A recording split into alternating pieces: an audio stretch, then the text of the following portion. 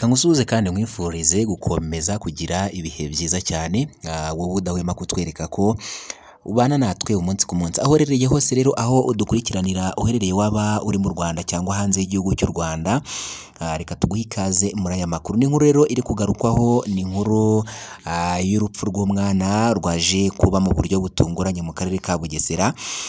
Ubugome mu by'ukuri mu bantu busigaye bwarafashe indi ntera, abantu basigaye barabaye nk'inyamaswa.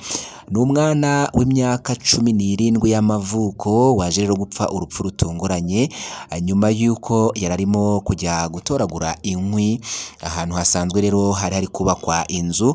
Bikaba rero bikomeje kugenda bigarukaho ko umusekirite cyangwa se umuzamu waharariraga ari we rero waje kuba yamukubita ibiti mu mutwe.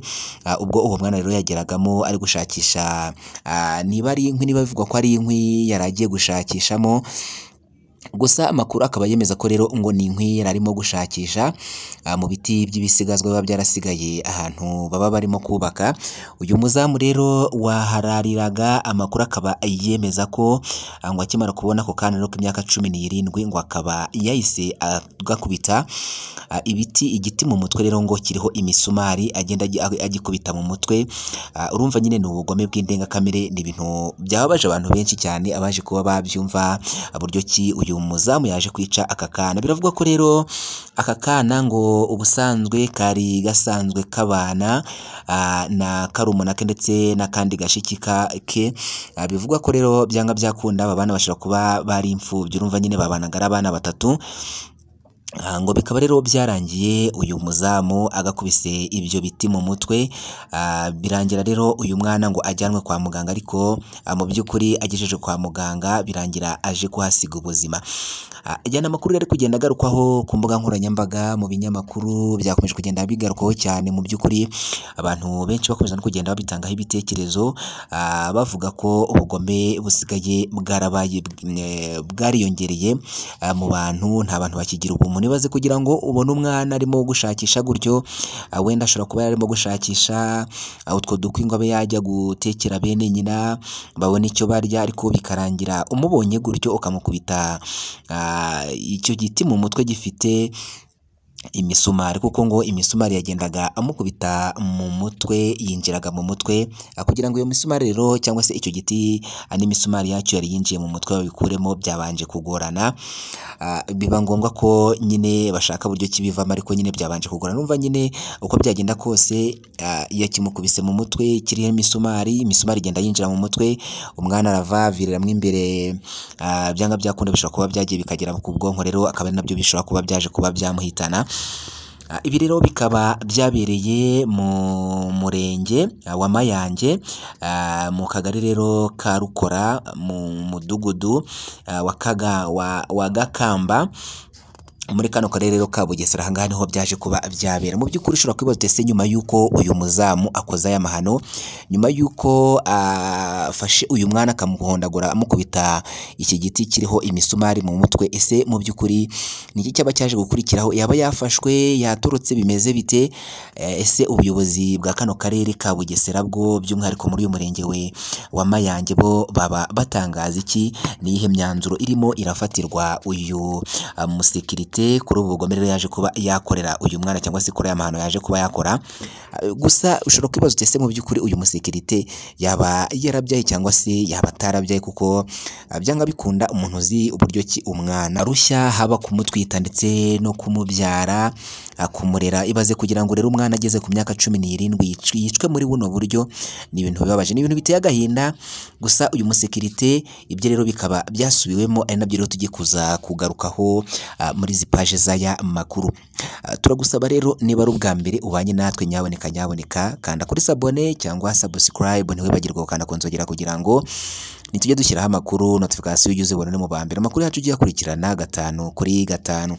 Turagusaba gukora share cyangwa se partage aya makuru ukayasangiza inshuti n'abavandimwe. Ikindi ntiwibagirwe gukora like ujye no muri komenti utanga igitekerezo cyawe kuko nacyo ni ingenzi cyane. Ibyiza ubishime, bibi nabyo bineye kugira ngo tubone uburyo dukosora, tujye tukugezaho amakuru acukumburanwa ubuhanga, amakuru acukumburanwa ubushishozi ndetse amakuru yizewe cyane. Reka tugaruke rero kuri iyi nkuru yakomeje kugarukwaho n'abatari bakeya, bamwe bagenda batanga ibitekerezo basaba ko uyu musekirite nawe cyangwa se uyu muzamu nawe yaza kuba yafatwa akaba yakwicwa nk'uko nawe yaje kwica uyu mwana, ariko mu by'ukuri mu Rwanda ntabwo igihano cyo kwica cyemewe, ariko iyo bibaye ngombwa rwose cyangwa se ari ibintu bishobora kuba ngombwa, umuntu wishe undi yakabaye nawe ahita yicwa kugira ngo abantu batinye gukora amahano nk'aya ngaya. Ibaze gufata umwana nk'uyu nguyu arimo arishakishiriza, arimo arashaka imibereho, wenda arimo arashaka n'utu dukwi kugira ngo ajye kuba yatekera barumuna be, bavukanyi be, hanyuma wowe ugafata umwanzuro wo kugira ngo umwice muri buno buryo, umwice urubozo muri buno buryo. Mu by'ukuri ni ibintu bibabaje, ni ibintu byakomeje kugenda rero abishengura imitima ya benshi hano muri kano karere ka Bugesera, by'umwihariko muri uyu murenge wa Mayange.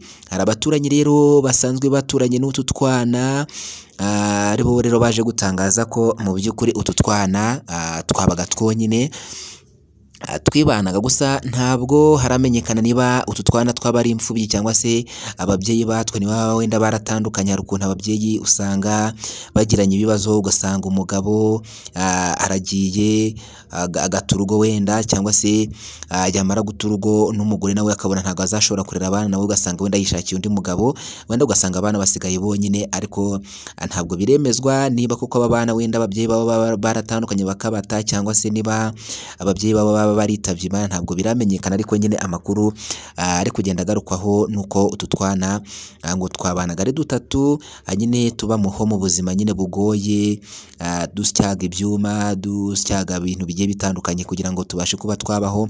Urumva nyine wenda kwiga ntabwo byashoboka bitewe n'imibereho yatwo, ariko ubundi buzima bwo kugira ngo twibesheho mu buryo bwo kuba mu muhanda bashakisha uburyo babaho, nibyo bakoraga bano bana. Rero mu by'ukuri uyu musore w'imyaka 17, twabimwita ko ari umusore nubwo wenda yari akiri mutoya, ngo yagiye rero ahangaha hasanzwe hubakwa iyi nzu rero ngo iri gukorerwa amafinisaje, ngo nibwo rero ngo yagezemo yinjira mu gipangu, arimo arashakisha rero ngo udukwi, uyu muzamu ahita amubona. Akimara kumubona rero ngo akaba yahise amusimbukira, ubundi afata igiti kirimo imisumari ngo atangira kumukubita mu mutwe rwose. Ngaho nyumvira ubugome bw'abantu muri iyi minsi ukuntu busigaye, abantu basigaye barabaye babi, abantu wagira ngo nta bumuntu bakigira muri bo.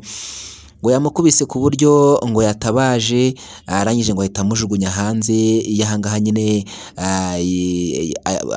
asanzwe arinda, cyangwa se ahantu asanzwe akora ubuzamu, amujugunya hanze. Rero abantu nibwo baje kumubona, barahagera basanga igiti kiracyari mu mutwe. Ibaze kugira ngo unamukubita icyo giti, imisumari yinjire mu mutwe, nurangiza umujugunye n'iyo misumari ikiri mu mutwe. Ibaze ubugome nk'ubwo ngubwo. Mu by'ukuri uyu musekirite cyangwa se uyu muzamu nawe yakabaye afatwa agakanirwa urumukwiye, kuko ubona ubugome bw'indengakamere. Abantu rero nibwo baje bahageze babona uwo mwana buryo ki aryamye ku muhanda, bamujugunya aho ngaho, nibwo bamutabarije rero bashaka uburyo ki bamukuramo icyo giti, bimenyekana ko avuyemo aho ngaho nyine ari uwo muzamu waje gukora ayo mahano. Birangira rero uyu mwana ahise ajyanwa kwa muganga ikitaraganya, bivugwa ko rero ngo yaje gutwarwa kuri moto agera kwa muganga, ariko ngo akigera kwa muganga ahise ahasiga ubuzima, nyine yahise yitaba Imana. Uyu muzamu nawe rero amakuru ari kugenda agarukwaho nuko ngo yaba yaje kuba yatabwa muri yombi, ariko nyine urumva n'ubugome bw'indengakamere. Abantu basigaye barabaye inyamaswa mu by'ukuri muri iyi minsi, abantu basigaye batakigira umutima wa kimuntu. Abantu benshi rero bari kugenda bavuga ko, cyangwa se basabira uyu muzamu kuba yakanirwa urumukwiye, kuko abantu bakomeje kugenda babarebera muri buno buryo, umuntu akica undi bakamufunga bakamwihorera. Mu by'ukuri abantu bahita basa naho babigira akamenyero. Ariyo mpamvu rero benshi bari kugenda basaba ko niba umuntu aramutse yishe undi, burya nawe yagakwiye guhita yicwa bigahita birangira, nibwo abantu bajya batinya kuba bakwicana, cyangwa se kuba umuntu yafata umwanzuro wo kwica mugenzi we. Nguko ngayo rero amakuru yakomeje kugenda agarukwaho hano muri kano karere ka Bugesera, muri uyu murenge wa Mayange, muri kano kagari rero ka Rukora. mu mudugudu wa Gakamba. Ibi rero niho byaje kuba byabera. Twari tuje kugira ngo tugezeho update z'aya makuru. Niba ari ubwa mbere ubanye natwe rero reka tugusabe utwiyungeho kandi kuri sabone cyangwa subscribe, ntiwibagirwe kandi kunzogera kugira ngo nitujya dushyiraho amakuru notification ujye uzibona mu bambere. Amakuru yacu ugiye akurikirana 5 kuri 5. Kora share cyangwa se partage aya makuru yasangize inshuti n'abavandimwe. Ikintu ntiwibagirwe gukora like, ujye no muri comment utangemo igitekerezo cyawe kuko nacyo ni ingenzi cyane. Byiza ubishime, bibi nabyo bineye kugira ngo tubone uburyo dukosora tuyitwizaho amakuru acukumburana mu buhanga, amakuru acukumburana mu bushishozi ndetse amakuru yizewe cyane. Wakoze kuba natwe rero, ciao ciao, bye bye. Amakuru nakagaruka.